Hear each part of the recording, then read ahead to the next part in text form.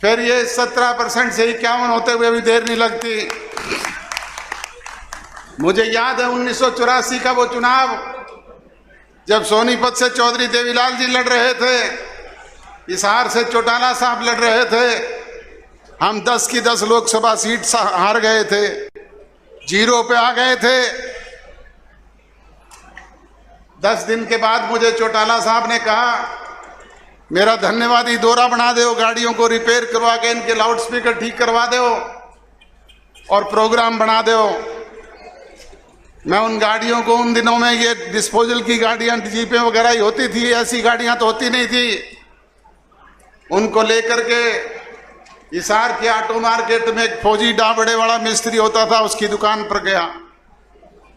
वहां जाकर के अभी बैठा ही था कि 5-6 बिश्नोई पहले से बैठे हुए थे। चौधरी भजनलाल उस वक्त प्रदेश के मुख्यमंत्री थे। बिश्नोइयों का दिमाग साथ में आसमान पे था। मेरे को देख करके आपस में बतलाने लगे और कहे कि अब चौधरी देवीलाल सड़कों पर कागज बेशक चुग ले, वोट तो कुछ बचा नहीं है। मुझे गुस्सा भी आया, पर करूं क्या, वो 5-6 थे। मैंने मन में गांठ बांध करके वहां से निकल लिया। 1985 में चौधरी देवीलाल ने मैन की विधानसभा से इस्तीफा देकर के उपचुनाव लड़ा और भारी मतों से विजयी हासिल हुई। थोड़े दिन के बाद न्याय युद्ध का आंदोलन शुरू हो गया और 1987 पहुंचते पहुंचते वो 0 से 90 में से 85 विधानसभा की सीटें आपने जीत करके दी। वो आप लोगों का प्यार, आशीर्वाद, दुलार था, जिसका परिणाम ये रहा। सो बुजुर्ग और नौजवान दोस्तों, आपसे विनती और गुजारिश है कि 1.5 वर्ष में आप लोग संगठित होकर के उसी तरीके का कार्य करने का काम संगठन की दृष्टि से करें। निश्चित तौर पे सार्थक परिणाम आपको देखने को मिलेंगे और मिशन 2024 पूरी तौर पे आपकी इच्छाओं के अनुरूप होगा। यही कहते हुए आप सबका आभार व्यक्त करता हूं, धन्यवाद व्यक्त करता हूं। आपने काम के कीमती समय में से समय निकाल करके इतनी बड़ी तादाद में यहाँ पे आके जो हौसला अफजाई की, उसके लिए आपका शुक्रगुजार हूँ, आपका आभारी हूँ, धन्यवादी हूँ। मैं तो आपसे यही गुजारिश और विनती करूंगा कि जिस तरीके से आपने इतनी बड़ी तादाद में यहाँ संगठित होकर के हरियाणा प्रदेश के लोगों को ये सोचने पे विवश कर दिया है कि भविष्य अगर किसी का है तो वो जननायक जनता पार्टी का है, और ये सिलसिला हमारा अब रुकेगा नहीं। इसी महीने में हम दूसरी फरीदाबाद जिले की रैली का आयोजन भी करने जा रहे हैं। 6 अगस्त को इनसो का हमारा स्थापना दिवस है। उस दिन हिसार में एक विशाल जनसभा का आयोजन किया जाएगा और ये सिलसिला लगातार इसी तरीके से 10 के 10 लोकसभा क्षेत्रों में आप लोगों के बीच में चलेगा। उसमें आपका सहयोग, आशीर्वाद, प्यार और दुलार चाहिए, क्योंकि प्रजातंत्र में जनशक्ति सबसे बड़ी शक्ति है। सिरों की गिनती से ही निर्णय होता है कि कौन ताकतवर है।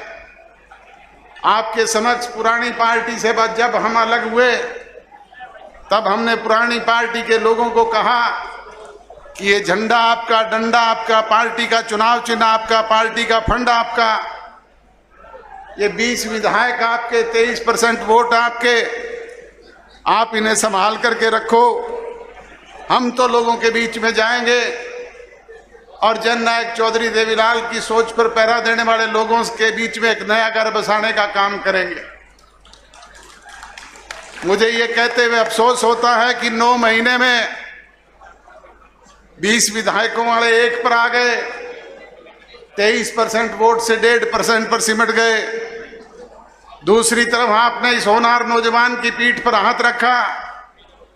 पांडु पिंडारा की धरती पर लाखों की तादाद में एकत्रित होकर के आपने इसकी पीठ थपथपाई, प्यार, प्रेम, सहयोग और आशीर्वाद दिया, जिसकी बदौलत 17.5% वोट और 10 विधायक चुन करके आपके हरियाणा प्रदेश की असेंबली में गए, और उसी की बदौलत राजभाग में आपकी हिस्सेदारी हुई।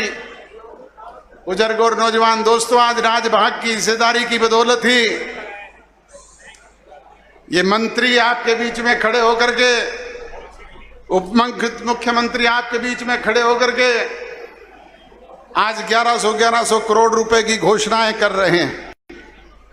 अगर ये राज की ताकत ना हो तो फिर विधायक तो 40 घूमते रहो, चाहे कोई पूछने वाला नहीं है। जिसके पास ताकत होती है उसी की पूछ होती है। आपको याद होगा विपरीत परिस्थितियों में हरियाणा प्रदेश में आपकी सरकार ने जननायक चौधरी देवीलाल की सोच पर पहरा देने वाले लोगों के बीच में किए गए वायदों को कानूनी रूप से अमली जामा पहनाने का काम किया, और 75% से ज्यादा वायदे इन 3.5 वर्ष में हमने पूरे किए हैं। मैं बार बार उन बातों को दोहराऊंगा नहीं, मेरे से पूर्व वक्ता बता चुके हैं।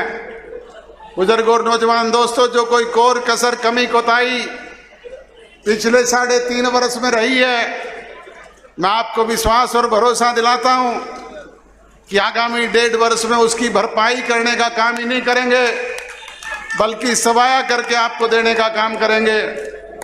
और आपसे भी गुजारिश और विनती करूंगा कि आप लोग भी संगठन की दृष्टि से जो कोई कोर कसर कमी कोताही रही है उसकी भरपाई करने का काम आप करना। और उसके लिए सीधा सा एक फार्मूला है, हर बूथ पे एक बूथ योद्धा, एक मजबूत बूथ सखी, एक मजबूत बूथ एजेंट और अनुभवी लोगों की टीम उनके साथ खड़ी करना।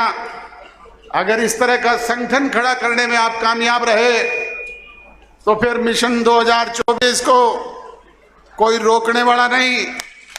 फिर ये 10 विधायक से 46 होते हुए देर नहीं लगती।